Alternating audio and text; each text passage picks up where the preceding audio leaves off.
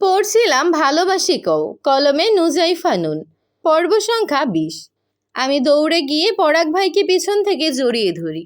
আমার বুক তার পিঠের সঙ্গে মিলল। শরীরটা শিরশির করে উঠে অচেনা উষ্ণতায় ভরে গেল। অনাকাঙ্ক্ষিতভাবে আমার ঠোঁট তার উন্মুক্ত পিঠ ছুঁয়ে দিল। মুহূর্তের মধ্যে পরাগ ভাই স্থির হয়ে গেলেন। বাইরের বজ্রপাতের শব্দ মিলিয়ে গেল আমার কানে। আমি শুধু তার হৃদস্পন্দনের শব্দ শুনতে পাচ্ছিলাম। তারপর ধীরে ধীরে ঘুরে আমার মুখের দিকে তাকালেন।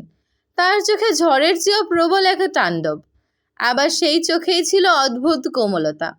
আমি ভয়ে কেঁপে উঠলাম। তড়িৎ চোখ নামিয়ে নিলাম, কিন্তু তিনি আঙুল দিয়ে আমার চিবুক তুললেন। তার চোখে চোখ পড়তেই গলা শুকিয়ে এলো আমার। আমি সেখান থেকে সরে আসতে গেলেই পরাগ ভাই হ্যাঁচকা টানে আমাকে নিজের সাথে মিশিয়ে নিলেন। আমার কপালে লেপ্টে থাকা চুলগুলো সরিয়ে কানের পেছনে গুজে দিলেন। ছোট বাচ্চাদের মতো আমার গাল টিপে দিলেন। তার স্পর্শে কি ছিল জানি না, কিন্তু আমার ভেতর দোল খেয়ে ওঠে এক অজানা স্রোত। কিন্তু পর মুহূর্তেই আমি নিজেকে সামলে নিই। পরাগ ভাইয়ের থেকে ছাড়া পেতে মরিয়া হয়ে উঠি।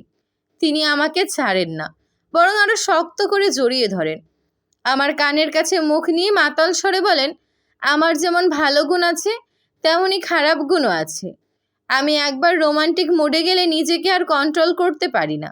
তোর কি মনে হয় আমি এখন শুধু তোর গাল টিপে ছেড়ে দেব?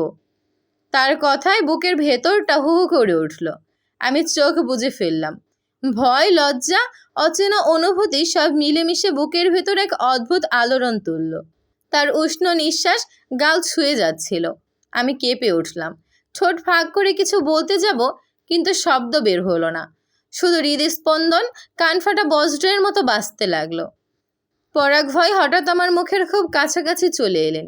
ফিসফিস করে বললেন, তুই যদি এখনো চাস আমি তোকে ছেড়ে দেব, কিন্তু তোর চোখ বলছে একেবারেই অন্য কথা।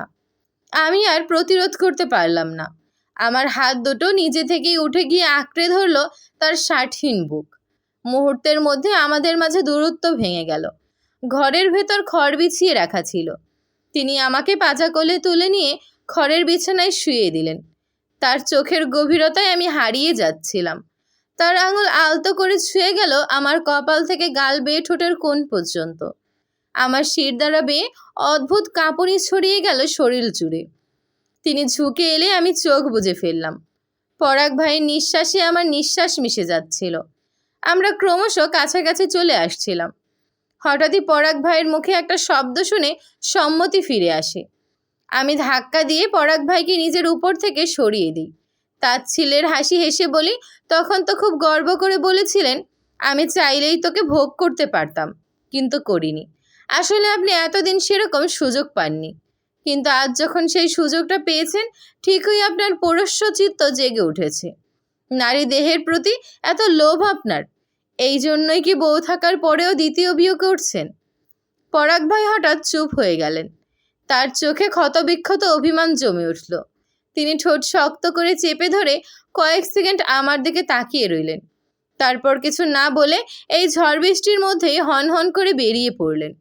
আমি শুয়ে থাকা খড়ের উপর কিছু সময়ের জন্য স্তব্ধ হয়ে বসে রইলাম। খুব ধাক্কা খাচ্ছিল, নিঃশ্বাস আটকে যাচ্ছিল। তার উপস্থিতি এতটাই শক্তিশালী যে তিনি চলে যাওয়ায় ঘরটি হঠাৎ শূন্য মনে হলো। আমার ভেতরে ভেতরে কেমন যেন অচেনা শূন্যতা জাগ্রত হলো। আমি নিজের হাতে চুল চেপে ধরলাম। চোখ ভিজে যাচ্ছে পানিতে। কি করব কিছুই বুঝে উঠতে পারছিলাম না।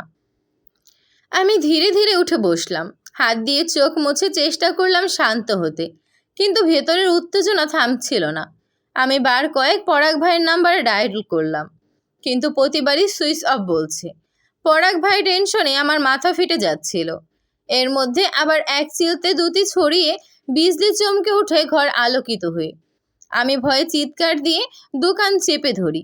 গা থরথর করে কাঁপছে আমার। আমি বারবার পরাগ ভাইয়ের নাম ধরে ডাকলাম, কিন্তু কেবল আমার কণ্ঠের প্রতিধ্বনি ফিরল ঘরের ভেতর। প্রচণ্ড কান্না পেল আমার। আমি দু হাঁটুর মধ্যে মাথা গুঁজে দিয়ে কান্না করতে লাগলাম। ঘণ্টাখানেক পর ঝড়ের তাণ্ডব শেষ হয়ে ধরণী নীরব হয়ে গেল। আমি ঘর থেকে বেরিয়ে পরাগ ভাইয়ের খোঁজ করলাম, কিন্তু কোথাও পরাগ ভাইকে খুঁজে পেলাম না। বড় মামাকে কল করলাম। মামা বললেন পরাগ ভাই বাড়িতেও যাননি। আমার বুকের ভেতরটা পুনরায় হু হু করে কেঁদে উঠল। আমি চোখের পানি মুছে বেশ কিছুটা রাস্তা এগিয়ে আসতেই একজন বৃদ্ধা মহিলার দেখা পেলাম। তাকে চেয়ারম্যান সাহেবের বাড়ির কথা বলতেই তিনি আমাকে নিজের সাথে করে চেয়ারম্যানের বাড়ি নিয়ে এলেন। চেয়ারম্যান সাহেবের বাড়িটি দুতলা। বাইরের দেয়াল হালকা ক্রিম রঙের। বাড়ির ভেতরে খুব বেশি জাঁকজমক নেই, তবে পরিষ্কার, সাজানো এবং আরামদায়ক আসবাবপত্র চোখে পড়ে। বাড়ির পাশে একটা গাড়ি পার্ক করার মতো স্থান। নিরাপত্তার জন্য সিসিটিভি ক্যামেরা এবং ছোট প্রহরীর ঘর রাখা হয়েছে। বাড়ির সামঞ্জস্যপূর্ণ মাঝারি আকারের এই অবস্থানটি দেখে বোঝা যায় এটি সম্পদবান ব্যক্তির, কিন্তু অতিরিক্ত বিলাসিতা নয়। সামঞ্জস্য এবং আরামেই এই বাড়ির সৌন্দর্য। আমি তাদের ড্রয়িং রুমে বসে আছি। প্রথমে আমাকে কাচারি ঘরে বসতে দেওয়া হয়েছিল। যখন বলেছি আমি এসপির মেয়ে, তখন আমাকে ড্রয়িং রুমে নিয়ে আসা হয়েছে। ভেতরে এসে জানতে পারি চেয়ারম্যান সাহেব বাড়িতে নেই। তিনি আসরের নামাজ পড়তে মসজিদে গিয়েছেন। আমাকে চা নাস্তা দেওয়া হয়েছে, কিন্তু আমার কিছুই খেতে ইচ্ছে করছে না। পরাগ ভাইয়ের জন্য মনটা কেমন করছে। আমি সবে ফোনটা নিয়ে পরাগ ভাইয়ের নাম্বারে ডায়াল করেছি। ঠিক তখনই চেয়ারম্যান সাহেব আসেন। আমি তড়িৎ কল কেটে তাকে মিষ্টি হেসে সালাম দিই। তিনি সালামের উত্তর দিয়ে গম্ভীর স্বরে বলেন, কি চাই? আমি কিঞ্চিত কেঁপে উঠলাম। আমতা আমতা করে বললাম, আপনার মেয়ের নাম নাদিরা? হ্যাঁ। কাইন্ডলি নাদিরাকে একটু ডেকে দিবেন। সরি, আমার মেয়ে অপরিচিত কারোর সাথে কথা বলে না। আমি নাদিরার অপরিচিত নই আঙ্কেল। নাদিরা আমাকে খুব ভালো করে চেনে। আপনি নাদিরাকে গিয়ে বলুন মাগুরা থেকে পাপড়ি এসেছে। দেখবেন নাদিরা আমাকে ঠিক চিনতে পারবে। নাদিরা পাপড়ি নামের কাউকে চিনে বলে আমার মনে হয় না। প্লিজ আঙ্কেল, একটু কষ্ট করে নাদিরাকে ডেকে দিন।